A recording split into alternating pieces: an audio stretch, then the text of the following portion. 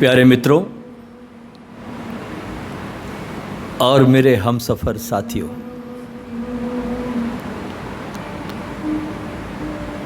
आज का ये संध्या दर्शन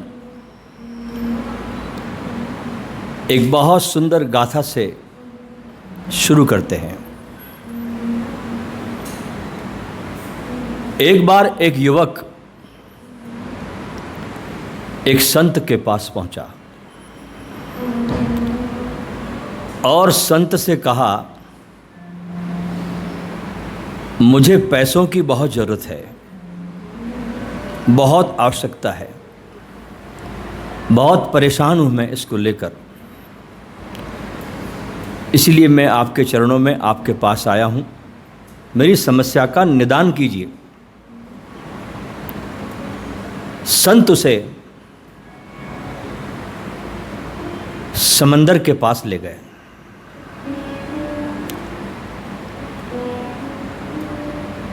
समंदर के पास बहुत रेत पड़ी थी, रेत ही रेत होती है, और वहाँ पर एक बहुत कंकड़ का बड़ा भारी एक ढेर भी था, बहुत बड़ा। संत ने उस व्यक्ति से कहा कि देख, ये जो कंकड़ है ना, इन कंकड़ों में एक कंकड़ ऐसा भी है कि उस कंकड़ को अगर तूने पा लिया और उस कंकड़ को तूने किसी भी मेटल पदार्थ को तूने उसको छुआ दिया तो वो चीज़ सोना हो जाएगी। तो युवक ने पूछा, महाराज मैं पहचानूंगा कैसे कौन सा कंकड़ है वो इसमें से? बोले बहुत आसान है। तो जो भी कंकड़ उठाएगा, सारे कंकड़ जो ठंडे होंगे वे कोई काम के नहीं हैं, लेकिन इसमें से एक कंकड़ ऐसा भी है जो गर्म है। जो गर्म होगा वो काम का होगा और उसे तुझे ढूंढना है। युवक बहुत खुश हुआ, सोचा ये तो बहुत आसान काम है, 2-3 घंटे रोज दूंगा तो मिल ही जाएगा। उसने उस कंकड़ों के ढेर में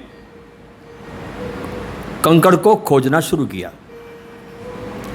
एक एक कंकड़ उठाता, महसूस करता कि ठंडा है, उसको समंदर में फेंक देता, क्योंकि अगर मान लो उसी में इकट्ठा करते जाए तो उसको कोई वो फिर ढूंढ नहीं पाएगा, ढेर लगता जाएगा। तो जो काम का नहीं है उसे वो समंदर में फेंकता चला गया, फेंकता चला गया, फेंकता चला गया। ऐसे 2-3 महीने बीत गए, वो कंकड़ नहीं मिला, लेकिन उसकी उम्मीद जारी थी कब मिलेगा। एक दिन क्या हुआ कि 4-5 महीने बीतने के बाद, जैसा कि वो रूटीन में कंकड़ उठाता, चेक करता और फेंक देता, एक दिन उसने ये महसूस किया कि इस कंकड़ को फेंकने में मेरे हाथ में कुछ सेकंड ऐसा महसूस हुआ कि वो गर्म कंकड़ आया, लेकिन मैंने अपनी जो जल्दीबाजी की आदत बनाई थी इन 5 महीनों में, उसमें मैंने वो कंकड़ फेंक दिया। अब कंकड़ फेंक दिया समंदर में, अब उसे ढूंढा नहीं जा सकता। पहले दिन जब उसने ये शुरू किया था कंकड़ को परखना, तो उसने एक एक कंकड़ को परखना शुरू किया था, उसकी गर्मी, उसकी ठंडक को। लेकिन धीरे धीरे धीरे धीरे उसकी ये आदत बन गई और उसकी संवेदनशीलता खत्म हो गई। वो जल्दीबाजी में चला गया और हाथ में आया हुआ वो कंकड़, जिससे कि वो बहुत अमीर हो सकता था, वो अवसर उसके हाथ से चला गया। ये कहानी हमें क्या सीख देती है? ये कहानी हमें भी बहुत सिखा के चली जाती है कि हमारे भी जीवन में ऐसे कभी न कभी अपॉर्चुनिटी के अवसर आते हैं, लेकिन जीवन की जो जीने की आदत है जल्दीबाजी में, जैसे हम और साधारण दिनों को लेते हैं, ऐसे उस अपॉर्चुनिटी के दिनों को भी हम साधारण तरीके से लेने लगते हैं। और जैसे ही हम आम दिनों की तरह उन साधारण दिनों को लेने लगते हैं, हम अपॉर्चुनिटी को मिस कर जाते हैं। और मनुष्य के जीवन में ऐसा कभी नहीं होता कि उसके जीवन में परमात्मा ने कभी ना कभी कोई अपॉर्चुनिटी के अवसर न दिए हो। निश्चित आते हैं, लेकिन हमारे जीवन का जो जीने का ढंग है, उस कारण उन अवसरों को हम चूक जाते हैं।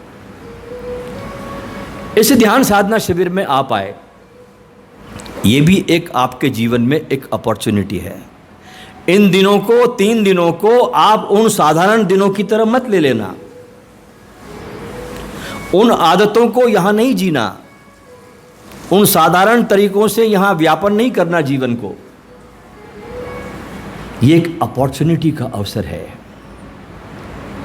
एक महानतम अवसर है। और ऐसे मोड़ पर जिंदगी कभी कभी आपको लाकर खड़ा करती है, और आपको इस अवसर की पहचान आ जाए तो फिर देर नहीं लगती। आज सुबह हमने सूफियों के जो मार्ग की चर्चा की, जिन गुणों की चर्चा की, उसमें 3 गुण बाकी रह गए थे। हमने वज्र तक बात की थी कि जब आदमी उस नशे की अवस्था में आता है, भावाविष्ट अवस्था में, तो नाचता है। और जब ऐसे अवस्था में जब व्यक्ति आया, हकीकत, सत्य जान लिया। क्या जाना? सत्य। आगे का सूत्र है हकीकत, 6वां सूत्र। क्या जान लिया? कि मैं परमात्मा का अंश हूं, मैं जहां से आया हूं मैं उसका अंश हूं। ये उसने हकीकत को जाना। 7वां सूत्र है विशाल। इसका अर्थ होता है साक्षात्कार हुआ, दर्शन हुआ, अपनी वास्तविकता प्रकट हुई, परमात्मा की वास्तविकता का दर्शन हुआ, विशाल हुआ। देखिए, आपके पूरे शरीर में एक ऐसा बहुत रहस्यमय स्थान है जहां आप शरीर में रहते हुए भी उस परमात्मा के ब्रह्म लोक तक जा सकते हो और वापस उसी अपने शरीर में लौट भी सकते हो। आत्मा का अपने परब्रह्म से मिलन हो सकता है। आपके शरीर में वो दरवाजा है जहां से आप निकल गए परम ब्रह्म से मिलकर के वापस इस शरीर में आप आ सकते हो, क्योंकि अभी शरीर छूटा नहीं है। इसलिए जो 8वां चरण है सूफियों का, उसे वे कहते हैं फना उल बका, फना हो गया, मिट गया। लेकिन 7वें चरण तक जो आपकी आत्मा है इस पार ब्रह्म से, पर ब्रह्म से जाती है, फिर शरीर में वापस लौटती है, जाती है, फिर लौटती है। तो आपके शरीर में साक्षात्कार हुआ और इस परब्रह्म से मिलने के लिए अब चाहिए शून्य की अवस्था। वहां पर कोई चीज जाती नहीं सिवाय शून्य के, क्योंकि सारा जगत शून्य में है, एक खालीपन है। उस शून्य अवस्था आपके भीतर जब पैदा होती है, उस साक्षात्कार से आप अवाक रह जाते हैं, आप अचंभित हो जाते हैं अपने स्वरूप को देखकर, और उस पारब्रह्म के स्वरूप को देखकर आपकी आंखें खुली के खुली रह जाती है और आप अवाक हो जाते हैं। शून्य आपको घेर लेता है और उस शून्य की अवस्था में आपके सिर के ऊपर, जिसे हम ब्रह्म रंध्र कहा जाता है, जिसे कई योगी लोग सहस्त्रार चक्र भी कहते हैं, यहाँ पर आपका वो द्वार है जहाँ से निकल करके आप उस परम सत्ता से मिलके, उससे गुफ्तगू करके वापस अपने शरीर में लौट सकते हैं। ये द्वार बनता है, लेकिन ये आना जाना लगा रहता है। लेकिन जब सद्गुरु शरीर छोड़ देता है, जिसे फना उल बका कहते हैं, उसके बाद आत्मा जाकर के परमात्मा में लीन हो जाती है, फिर लौटने का कोई कारण नहीं है। इसलिए हर सद्गुरु के, सूफी सद्गुरुओं की मृत्यु को उर्स कहा जाता है। उर्स का अरबी शब्द में अर्थ होता है शादी। ध्यान रखना, ये हम सुनते हैं ना, उर्स मनाया जाता है निज़ामुद्दीन का, इसका उसका। उर्स का अर्थ होता है शादी। कैसे शादी हुई कि आत्मा परमात्मा में जाके लीन हो गई। इसी अनुभव पे आकर कबीर भी गाते हैं कि मैं राम की दुल्हनिया। अब परमात्मा से उसकी शादी हो गई, अब समा गई परमात्मा में, अब लौटने का कारण नहीं है। अब उसकी दुल्हन हो गई, उसमें एकाकार हो गई, फना हो गई। जैसे रामकृष्ण कहते थे कि एक नमक का पुतला अगर सागर की थाह लेने जाए तो वापस लौटता नहीं, वो सागर ही हो जाता है। ऐसे ही ये आत्मा उस पारब्रह्म परमात्मा में मिलकर उसके साथ एक हो जाती है। और वो जो खानका होता है, जहाँ सद्गुरु होता है सूफियों का, जहाँ उसके शिष्य उसके पास जमा हो जाते हैं, उसे ही फिर आगे चलकर दरगाह कहा जाता है। वो दरगाह बनती है। अच्छा, इन खानकाहों पर एक बड़ी गजब की बात होती है जो आपको शायद पता ना हो। अभी हो रही नहीं हो रही कहीं है, ये भी मुझे पता नहीं है, क्योंकि मैं जाता नहीं जियारत करने इन दरगाहों पर कभी। लेकिन जब ये शुरुआत हुई तब इनके भी खानकाहों पर, जिनको हम कह सकते हैं हिंदुस्तान के शब्दों में आश्रम, इनके आश्रमों पर एक बड़ा गजब का रिवाज था। और इस बात का जिक्र हजरत निज़ामुद्दीन औलिया ने अपने किताबों में किया है, क्योंकि हजरत निज़ामुद्दीन औलिया शिष्य थे बाबा शेख फरीद के, और बाबा शेख फरीद शिष्य थे बख्तियार काकी के। तो जब बख्तियार काकी के पास बाबा शेख फरीद रहते थे तो वहाँ उन्होंने ये गुण बख्तियार काकी से सीखा। इनकी खानकाहों पर क्या एक गजब की बात होती है जो किसी भी मंदिर मस्जिद में कहीं देखी नहीं जाती, जो सिर्फ सूफियों की खानकाहों पे होता है। क्या होता है कि इनकी खानकाहों पर अगर मान लो जो भी कुछ आटा, दाल, चावल, कुछ भी चीज़ आई, कोई भी लाके, कोई अल्लाह का बंदा, कोई भक्त लाके देता है, वही इनकी खानकाहों में पकता है। और साथ में पकाने के लिए हंडी भी आती है, जिसमें सब पकाया जाएगा। और जिस दिन इन खानकाहों पे राशन नहीं आया, हंडी नहीं आई, उस दिन इन खानकाहों पे खाना पकता नहीं और फाका हो जाता है।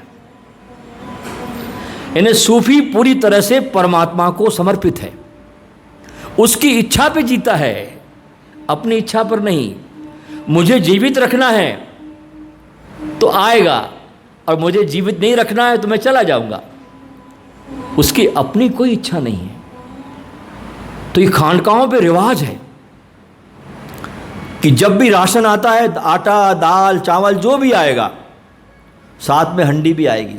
और एक और नियम है, जैसे मान लो बहुत सारा राशन आ गया, 20 किलो गेहूँ आटा आ गया, सब दाल चावल आ गया, और खानकाह पे खाने वाला सिर्फ 5 ही है, तो पकेगा सब, 5 लोग खाएंगे, बाकी सब बाहर बैठे फकीरों में बांट दिया जाएगा।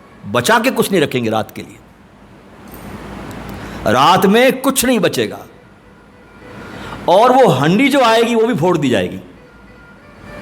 इन सूफियों में वो हंडी फोड़ देते हैं।